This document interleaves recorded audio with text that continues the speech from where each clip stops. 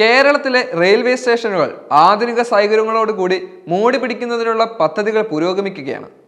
അമൃത് സ്റ്റേഷനുകളുടെ പട്ടികയിൽ ഉൾപ്പെടുത്തി നിരവധി സ്റ്റേഷനുകൾ വിമാനത്താവള മാതൃകയിൽ വികസിപ്പിക്കുന്ന പദ്ധതിയിൽ തൃശ്ശൂരും ഇപ്പോൾ ഇടം നേടിയിരിക്കുകയാണ്. പദ്ധതിക്ക് നേരത്തെ തന്നെ അംഗീകാരം ലഭിച്ചുവെങ്കിലും സ്ഥലം എംപിയും കേന്ദ്രമന്ത്രിയുമായ സുരേഷ് ഗോപി നിർദ്ദേശിച്ച ചില മാറ്റങ്ങൾ കൂടി ഉൾപ്പെടുത്തിയാണ് പുതുക്കിയ പണികൾ നിർമ്മിക്കുന്നത്. കേന്ദ്രമന്ത്രിയുടെ മണ്ഡലം എന്ന നിലയിൽ തൃശ്ശൂരിലെ പ്രധാന റെയിൽവേ സ്റ്റേഷന്റെ രൂപമാറ്റം വേഗത്തിൽ നടപ്പാക്കലാണ് റെയിൽവേ ആലോചിക്കുന്നത്. സുരേഷ് ഗോപിയുടെ നേതൃത്വത്തിൽ റെയിൽവേ ഉദ്യോഗസ്ഥരും ജില്ലാ കളക്ടറും ജനപ്രതിനിധികളും ഉൾപ്പെടെയുള്ള സംഘം ചർച്ച നടത്തിവരികയാണെന്നും അറിയാൻ കഴിയുന്നത്. ഈ യോഗത്തിലാണ് പുതിയ ചില നിർദ്ദേശങ്ങൾ സുരേഷ് ഗോപി മുന്നോട്ട് വെച്ചിരിക്കുന്നത്. കെട്ടിടത്തിന്റെ രൂപരേഖയിൽ തീരുമാനമായിരുന്നില്ല. പദ്ധതി പ്രകാരം റെയിൽവേ സ്റ്റേഷന്റെ നവീകരണം ഉടൻ ആരംഭിക്കുമെന്നാണ് സൂചനകൾ. തൃശ്ശൂരിന്റെ സാംസ്കാരിക തനിമയും പ്രൗഢിയും ഒട്ടും ചോരാത്ത തരത്തിലുള്ള വികസനമാണ് റെയിൽവേ സ്റ്റേഷനിൽ കൊണ്ടുവരുന്നത്.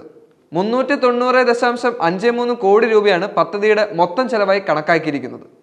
വിമാനത്താവളത്തിലേതിന് സമാനമായ സൗകര്യങ്ങൾ റെയിൽവേ സ്റ്റേഷനിൽ ഒരുക്കും.